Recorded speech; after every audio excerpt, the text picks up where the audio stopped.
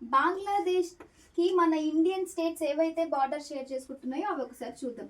Code వచ్చేసి WAMMT, WAMMT. దీన్ని వాతాజ్ అంటారు కదా, వాతాజ్ లాగానే WAMMT గుర్తుపెట్టుకోండి. కోడ్స్తో నేర్చుకుంటే మనకి ఎక్కువ రోజులు గుర్తుంటుంది అండ్ ఎగ్జామినేషన్లో కాన్సెప్ట్ మర్చిపోయిన కోడ్ అన్న హెల్ప్ చేస్తుందని ఒక చిన్న concept. Okay, W for west Bengal, west Bengal. And A for Assam, M for Mizoram, Meghalaya,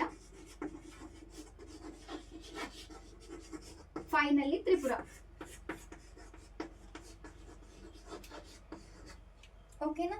యాక్చువల్గా మనకి అసలు బంగ్లాదేశ్ అనేది ఎలా ఉంది ఇంతకుముందు బిఫోర్ 1947 బంగ్లాదేశ్ అనే కంట్రీనే లేదు. బంగ్లాదేశ్ అనే కంట్రీ ఎలా వచ్చింది అంటే 1905 బెంగాల్ పార్టీషన్. హిస్టరీలో చూసుకున్నట్లయితే 1905లో మన వెస్ట్ బెంగాల్ ఉందిగా, బెంగాల్ని బ్రిటిష్ వాళ్ళు టూ డివిజన్స్ చేస్తారు. దీన్నే బెంగాల్ పార్టీషన్ అని పిలుస్తారు 1905లో. ఒకటి వెస్ట్ బెంగాల్, ఇంకొకటి ఈస్ట్ బెంగాల్. ఈస్ట్ బెంగాల్లో ఎక్కువ ముస్లిం మెజారిటీ ఉంటుంది, వెస్ట్ బెంగాల్లో ఎక్కువ హిందూస్ మెజారిటీ ఉంటుంది. అలా మెజారిటీ వచ్చేలానే బ్రిటిష్ వాళ్ళు దీన్ని డివైడ్ చేస్తారు. అంత policy of divide and rule. ఈ డివిజన్లో ఈస్ట్ బెంగాల్ని మనం బంగ్లాదేశ్ అని పిలుస్తున్నాం, ఎట్ ప్రజెంట్ బంగ్లాదేశ్. ఈ డివిజన్ని 1911లో క్యాన్సిల్ చేస్తారు. తీసుకొచ్చిందేమో 1905లో, క్యాన్సిల్ చేసిందేమో 1911లో. ఇక్కడి వరకు అంతా బాగానే ఉంది. యాక్చువల్గా ఏమైంది అంటే 1947 ఇయర్ చూస్తే మనకు గుర్తు రావాల్సింది ఇండియాకి ఫ్రీడమ్ వచ్చిన ఇయర్.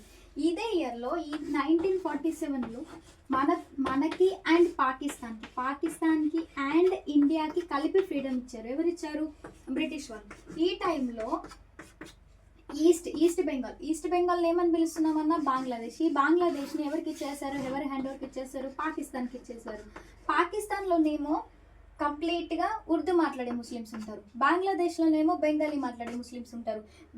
వాళ్ళకి ఎప్పుడు ఏదో ఒక గొడవలు జరుగుతూనే ఉండేవి. ఎకనామికల్గా కూడా పాకిస్తాన్ బంగ్లాదేశ్కి సపోర్ట్ అనేది చేయలేదు. ఇన్ఫ్రాస్ట్రక్చర్ డెవలప్ చేయడం, స్కూల్స్, ఫైనాన్షియల్గా ఇన్స్టెబిలిటీ అనేది ఉంది. బంగ్లాదేశ్ చాలా ప్రాబ్లమ్స్ ఫేస్ చేస్తూనే ఉంది. కానీ బంగ్లాదేశ్ ఇండిపెండెంట్ కంట్రీగా అవ్వడానికి చాలా ట్రై చేస్తుంది అప్పటికి పాకిస్తాన్తో. బట్ సింగిల్గా అది విన్ అవ్వలేకపోయింది. ఇండియా హెల్ప్ చేస్తుంది 1971లో. అప్పుడు మనకి ప్రైమ్ మినిస్టర్ ఇందిరాగాంధీ గారు హెల్ప్ చేస్తారు. హెల్ప్ చేసిన తర్వాత ఆ హెల్ప్తో ఆ వార్లో, పాకిస్తాన్కి ఇండియాకి జరిగిన వార్లో ఏం జరుగుతుంది అంటే ఇండిపెండెంట్ బంగ్లాదేశ్ అనేది వస్తుంది. బంగ్లాదేశ్కి ఎప్పుడు ఫ్రీడమ్ వచ్చింది? 1971లో with the help of India. ఇది గుర్తుపెట్టుకోండి. నెక్స్ట్ వచ్చేసి ఇప్పటివరకు బంగ్లాదేశ్ ఎలా వచ్చింది, ఎలా ఇండిపెండెంట్ అయిందో చూసాం కదా. మనకి బంగ్లాదేశ్కి ఉన్న ఫస్ట్ డిస్ప్యూట్స్ గురించి డిస్కస్ చేద్దాం. డిస్ప్యూట్స్ గురించి డిస్కస్ చేయాలి అంటే ల్యాండ్ బార్డర్ అగ్రిమెంట్. ఏంటి ల్యాండ్ బార్డర్ అగ్రిమెంట్ అంటే 1905 ఆ టైం కన్నా ముందు ఇక్కడ ఏముండేవి? కొన్ని కింగ్స్, క్వీన్స్ ఉండేవాళ్ళు. ఇది బంగ్లాదేశ్, ఇది బెంగాల్ అనుకుందాం. బంగ్లాదేశ్ అవ్వకముందు ఇది బెంగాల్లో ఒక సైడ్ వచ్చేసి కోచ్ బిహార్ అనే ఒక కింగ్ ఉండేవాళ్ళు, కోచ్ బిహార్. ఇంకొక సైడ్ వచ్చేసి రంగాపూర్ అని ఇంకొక కింగ్ ఉండేవాళ్ళు. ఈ కింగ్స్ ఏం చేసేవాళ్ళు అంటే చెస్ ప్లే చేసేవాళ్ళు. ఆ చెస్ అనేది ప్లే చేసే, అందరికీ చెస్ ఐడియా ఉంది కదా. చెస్ ప్లే చేస్తున్నప్పుడు వీళ్ళు ఏం పెట్టేవాళ్ళు? ఒకవేళ రంగాపూర్ కింగ్ ఓడిపోతే ఈయన ల్యాండ్ ట్రయాంగిల్ అనుకుందాం, ఈయన ల్యాండ్ ఇలా అనుకుందాం. ఒకవేళ రంగాపూర్ కింగ్ ఓడిపోతే తన ల్యాండ్ బీహార్ కింగ్కి ఇవ్వాలి. కోచ్ బిహార్ కింగ్ ఓడిపోతే ఇందులో ఉన్న కొంచెం ల్యాండ్ రంగాపూర్కి ఇవ్వాలి. ఇందులో ఒకరి దేశంలో ఇంకొకరి ల్యాండ్, ఇంకొకరి దేశంలో ఇంకొకరి ల్యాండ్ ఇలా ఉంది. ఇలా ఉండడాన్ని ఏమంటారంటే ఎక్స్క్లేవ్ అని పిలుస్తారు. ఎక్స్క్లేవ్. ఓకేనా? ఇక్కడ బార్డర్ మాత్రమే షేర్ చేసుకోవట్లేదు, బార్డర్తో సంబంధం లేకుండా బంగ్లాదేశ్లో ఆ డివిజన్లో ఏమైంది? ఇది బీహార్ వచ్చేసి కోచ్ బిహార్ కింగ్ వచ్చేసి ఇండియాలోకి వచ్చేసారు, రంగాపూర్ కింగ్ వచ్చేసి బంగ్లాదేశ్కి వచ్చేసారు. సో ఇప్పుడు ఇది ఇండియా అండ్ బంగ్లాదేశ్. ఇండియాకి సంబంధించిన ల్యాండ్ బంగ్లాదేశ్లో ఉంది, బంగ్లాదేశ్కి సంబంధించిన ల్యాండ్ ఇండియాలో ఉంది. ఈ ప్రాబ్లమ్ని బ్రిటిష్ వాళ్ళన్నా క్లియర్ చేసి ఇస్తారనుకుంటే వాళ్ళు కూడా క్లియర్ చేయలేరు. ఇది క్లియరెన్స్ అనేది లేదు. 1958 అరౌండ్ ఆ టైంలో ఏం జరిగిందంటే జవహర్లాల్ నెహ్రూ గారు ఈ ప్రాబ్లమ్ని క్లియర్ చేద్దామని చెప్పేసి పాకిస్తాన్లో ఉన్న ప్రైమ్ మినిస్టర్తో మాట్లాడి ఒక అగ్రిమెంట్ కూడా చేసుకుంటారు. ఏం అగ్రిమెంట్ అంటే నెహ్రూ నూన్ అగ్రిమెంట్. నెహ్రూ తెలుసు కదా, నెహ్రూ నూన్ అగ్రిమెంట్ అని పిలుస్తారు. అప్పటికి మనకు పాకిస్తాన్తో మంచి రిలేషన్ లేదు కాబట్టి ఈ అగ్రిమెంట్ అంతగా వర్క్ అవ్వలేదు.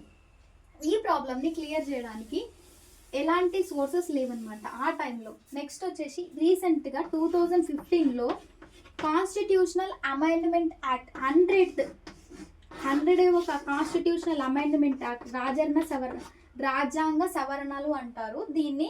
పార్లమెంట్ ఒక చట్టం చేసి ల్యాండ్ బార్డర్ అగ్రిమెంట్ చేసుకుంది బంగ్లాదేశ్తో. ఆ అగ్రిమెంట్లో బంగ్లాదేశ్కి సంబంధించిన 17,000 ఎకరాల ల్యాండ్ని బంగ్లాదేశ్కి ఇండియా ఇచ్చేసింది. ఇండియాకి సంబంధించిన 7,000 ఎకరాల ల్యాండ్ని బంగ్లాదేశ్ ఇండియాకి ఇచ్చేసింది.